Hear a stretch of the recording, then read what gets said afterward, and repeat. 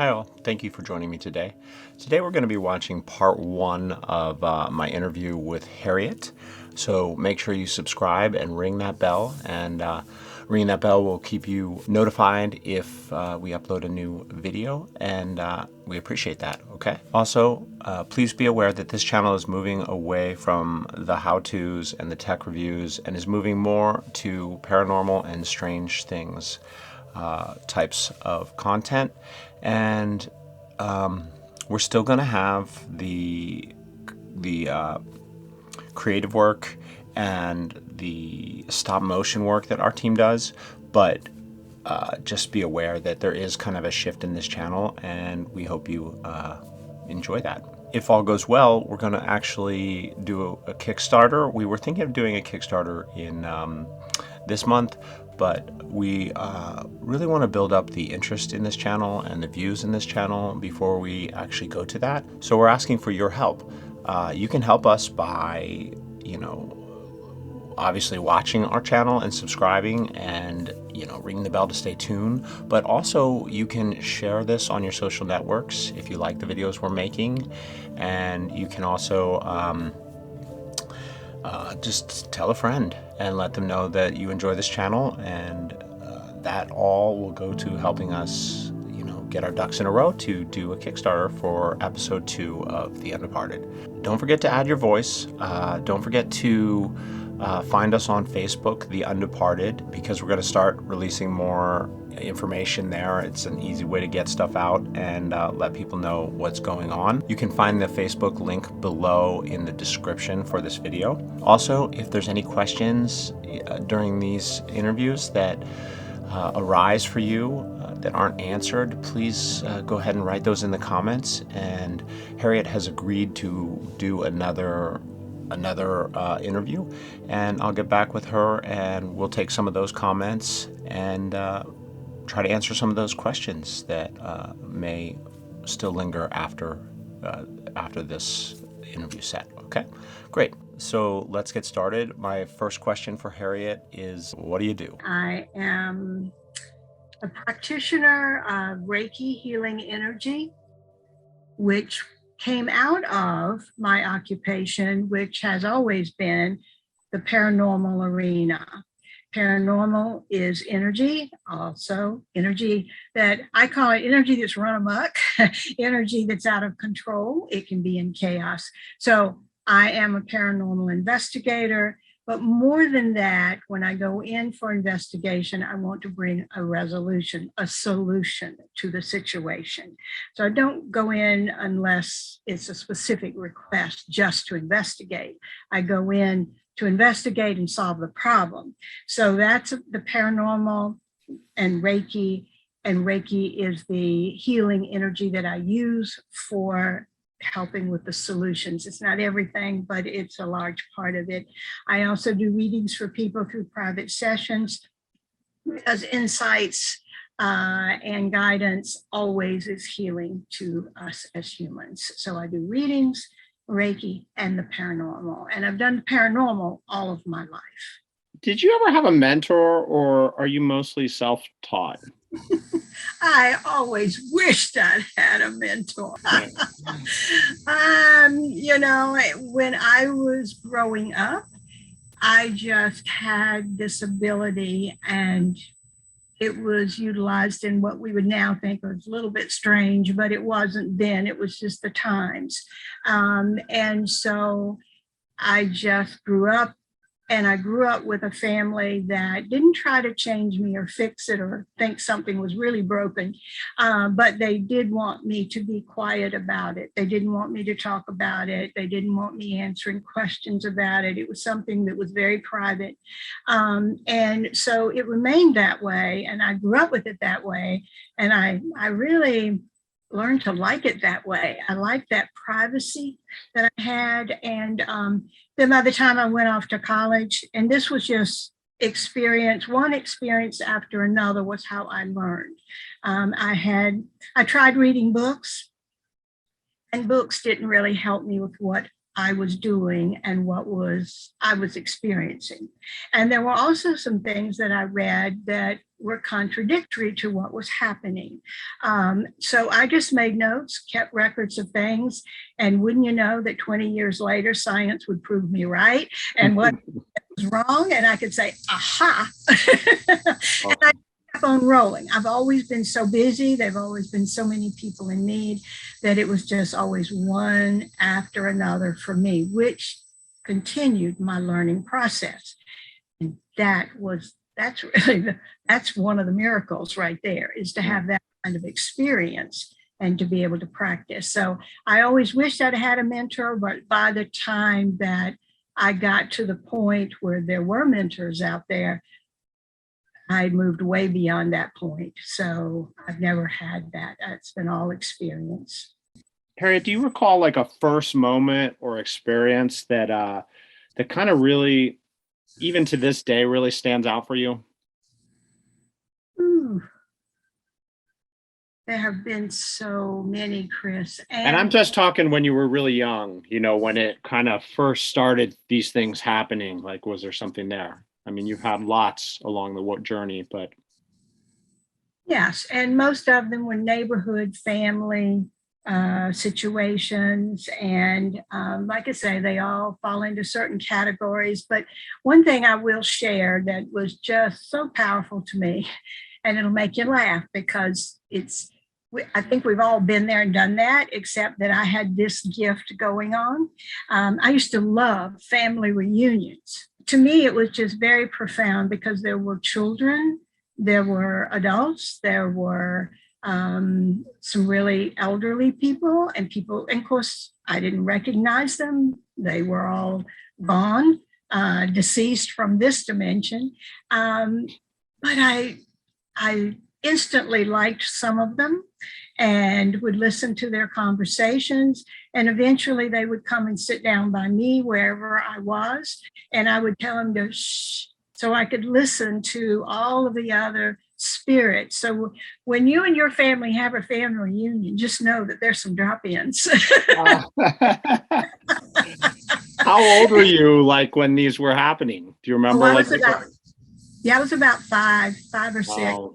Wow, this has been a lifelong experience for you. Like, yes. Death today is not as visceral as it was in the past, right?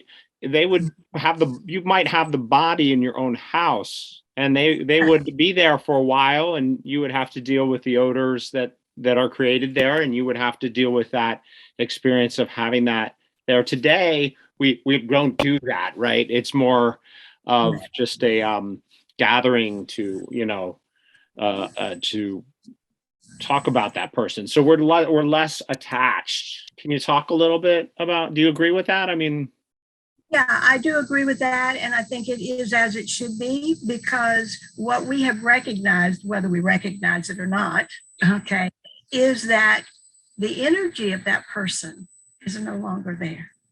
Yeah. Energy is there, but actually, scientifically and medically speaking, that is the point of death, is when the energy is no longer there. See, we used to couldn't keep the heart beating. Now we can keep the heart beating. We can plug them in. And so medically, they can keep certain organs functioning. But if the energy is not there, then there's nothing to bring back. They have left here. Mm-hmm. We can't kill energy, and know that. So the energy has left. So now we know. But there's still some energy there, in the sense that the physical body needs to break down and be transferred and transformed. But you're saying that there's a separation of those energies that. Correct. The spirit. Soul. Yeah, the soul piece is gone. The soul piece is left. The soul and the spirit are actually connected. They are separate, but they are connected. So two different things. And when that piece leaves, which is who you are, see, that's the piece that has you, that's uniquely you, and all the qualities, all the good and bad about you, it's who you are. So when you leave here, you take all of that with you. So when I'm talking with spirits from the other side, if they were funny here, they're still funny there. If they're grouchy here, they're still grouchy there. They're exactly are. They have all those qualities that make them lovable and likable. And so that's when that piece is no longer there, then that's the point of death. There's just what's in the tissues. That's all that's, it's what's in the organs, but that is dissipating. It's on a wind down that nobody can stop. It's done. So that is, in fact, that's way back when how a lot of this started for me, was families wanting to know if their loved one was still present. If grandmother, who was in their home, like you were talking about, even though they thought she was passing, they didn't know whether she was really still there or not. I could go in and tell if the soul piece had gone or if the soul piece was still there. And because people sat with the bodies in those days, I would either say to them, and I was just a kid, I was 5 years old, 6 years old. So I would say to them, she still hears you. And they knew what I meant by that. So somebody would stay with the body. And then sometimes I'd have to say, she's not here anymore. I didn't know what else to say. I was a kid, but that was all the adults needed to hear. So then they could make the plans, make the decisions, call the doctor to come in, whoever had to come in and take care of things. So, it gave them a way to move on or to hang tight where they were. But you're right, the body, there's a little bit of energy there, but it's quite different. It feels like a vessel. It does not feel like us anymore. So my question is, how did you, like, when did you start voicing and then how did that transition? It sounds like your family, once they realized this in you, obviously you had to somehow expose that to them, and then they started bringing you places to help others understand. Like, can you talk about that? Because I think that's interesting. As best I can remember, Chris, and because my parents, and that includes my grandparents, in other words, my whole family was not comfortable talking about all of this. So I did not talk to them about it. But as best I can remember, so there were never conversations. We never sat around and talked about it, which would have been wonderful, but it just wasn't that way. And it's okay. It was okay. Because one thing I wanted as a child was not to make my parents and my family uncomfortable. Mm-hmm. I've always had this desire to help people to be comfortable with me and with the energy around me. So I grew up in a community, and my grandfather was a fire chief. So everybody knew my grandfather. So everybody knew me. Everybody knew where I was all the time. We don't have those kinds of communities anymore, but I think that community base also really helped me to just be who I was and for people to recognize it. I don't think it would be as recognizable today. Everyone's busy schedules and lives. I'm not sure how that would play out, but for me, I got lucky and I was in that community where people, and then the next thing I know, somebody would come to the house and ask my dad if I could go over to their house because somebody was dying, or if I could go to the church and tell them if the spirit of the soul was gone or still present. And then next thing I know, my dad or my uncle or my grandfather, one of the people in the family would take me wherever I was supposed to go. And I would just answer a question or two, and then we were gone. That was the end of it. So it was a very quiet, reverent sort of thing. This has been your life's work. So when did you decide that you were going to kind of take this public, in a sense, beyond the family asking you to do that? I mean, was there a moment, an aha moment? Yeah, I could do this for a living and help people, or, Yeah. And interestingly enough, I never saw it as earning a living. I never saw it as a way of a business. It's just perpetuated itself. Yeah. It just grew on its own. It's you don't know sometimes that people are having problems until they meet someone who helped them to find a solution. And then all of a sudden, there's a lot of people having the same problem. So it just grew for me over and over the years. So you and I have talked about how it's predicted that 117 billion people have lived on this earth, right? Since humanity began. A small fraction of that could be a very large number of spirits that have lingered beyond death in the area. And so it's not really that you have to go to a haunted place to actually experience them. It just may not have the kinds of negative energy that you might have in the places where people fear, Right. Exactly. And not all spirits are troublemakers, and not all of them are scary. A lot of them are very supportive. A lot of people get used to them in the household. Sometimes people do want to just know the story, who is there, and they're okay with them being there. So that is one of the things I do, is I help them to understand that, well, the things that are bothering you that prompted you to contact me are things that can be fixed with some communication. So would you like for the spirit to remain? Would you like that? And just get rid of the problems that they're causing. For instance, when they move through your house at night and they set off the smoke alarms at 2 a.m, that's not fun. That is not fun. I can imagine. We can fix that. Remember their energy, and they can move through and set off those alarms. But anyhow, there's a lot of things they do that they don't mean to be intrusive or annoying, and some good communication can solve those problems. And then I always tell people, look, let's fix the problems, let you coexist. If you like having them around, they can stay around forever. If you then want them to move somewhere else, or we need to remove them, you've got my number, call me. But let's fix the problems first. So, and that's because a lot of them are good to have around. Yeah. Much like people, right? Some of you want around as friends, and some of them you got to push them out, right? Exactly right. Others not. Which brings me to my question. How do you define a spirit? It's just us without a body. Okay. And so, yeah, I would have said, are they like humans? But I guess you're saying they really are. Just, tell me. Right. Yeah. One thing that was funny, and it might not strike other people as funny, but it kind of hit me like a ton of bricks. One time somebody said to me, so how long have you been talking to dead people?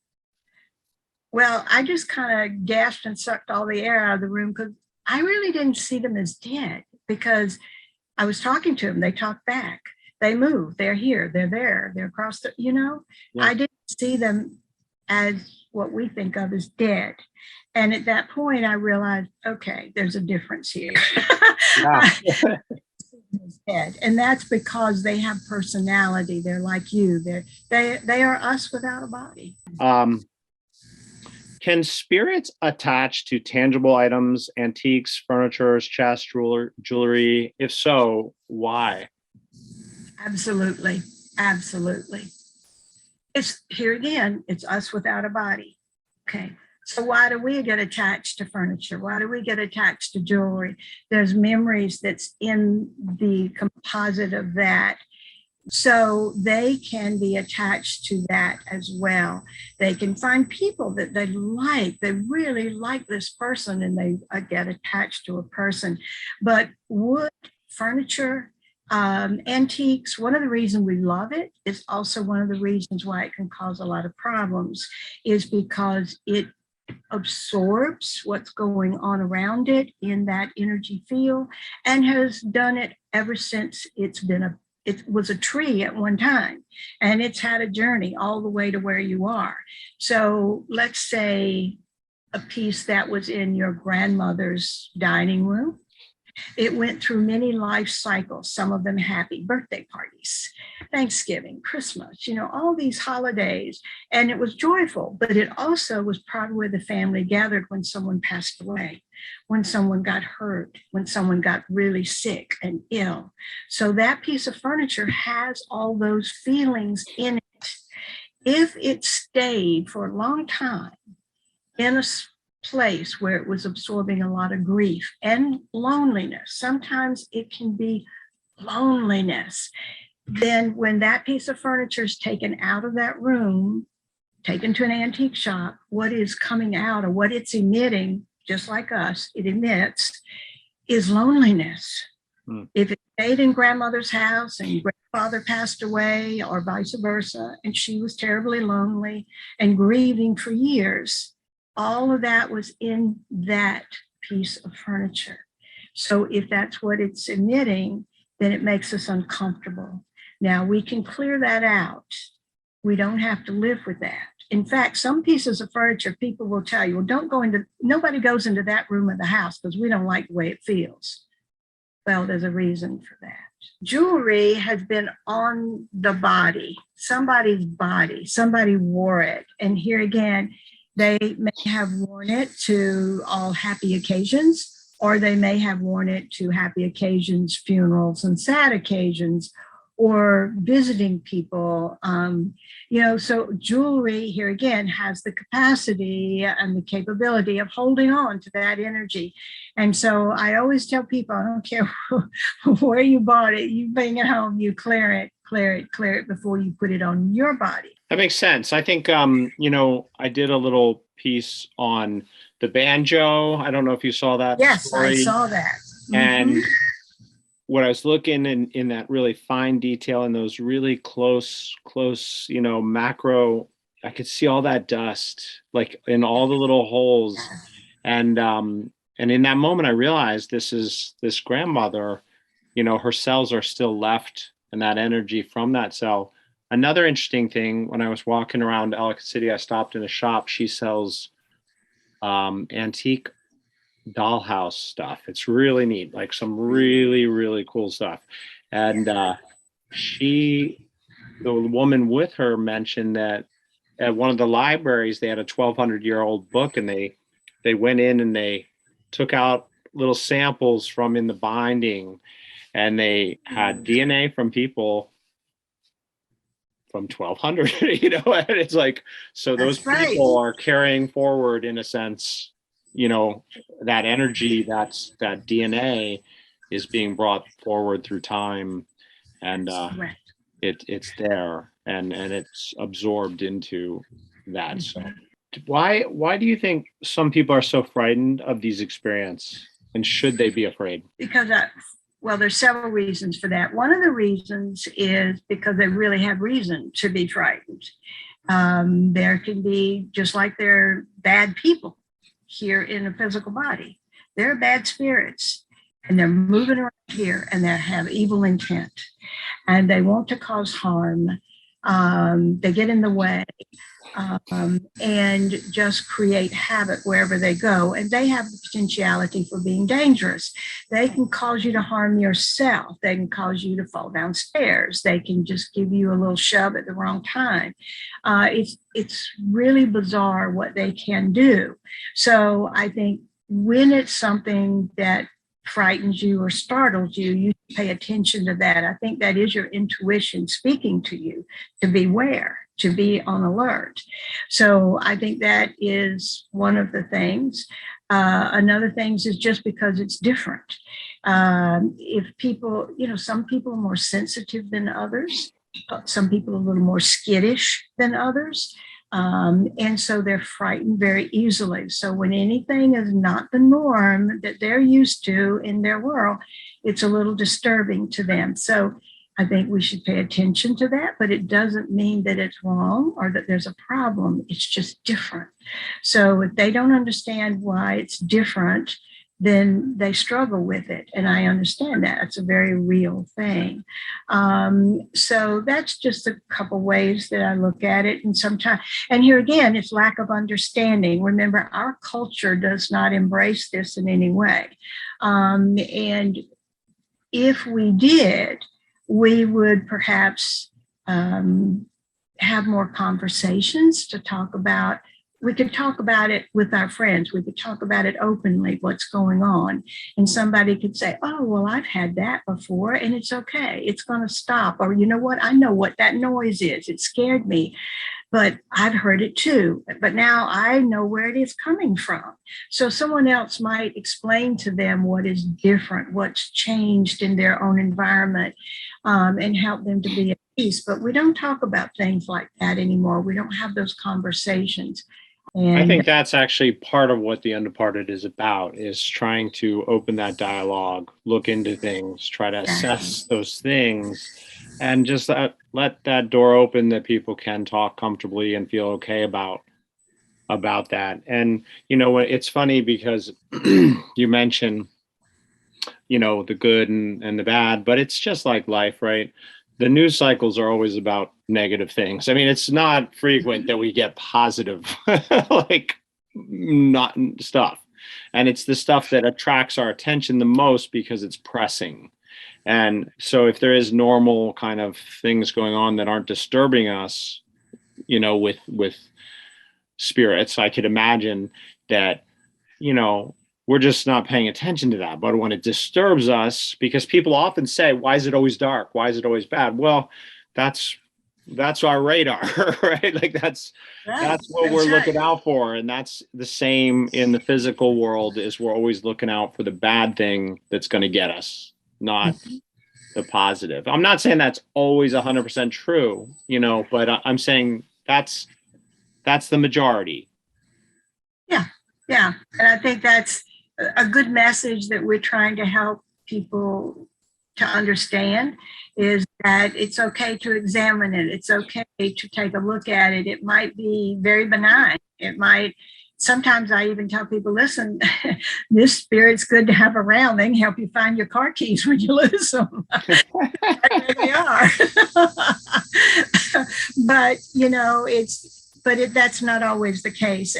And also I tell people frequently, people will start apologizing. I'm sorry to bother you with this, but this is what's going on. We can't sleep at night. These terrible things are happening in our household. Even the relationships, we're snapping at each other. We're angry over things we shouldn't, you know, so what's going on? And so they reach out for me and they keep apologizing. And I say, look, no one calls me when it's Casper the Friendly Ghost.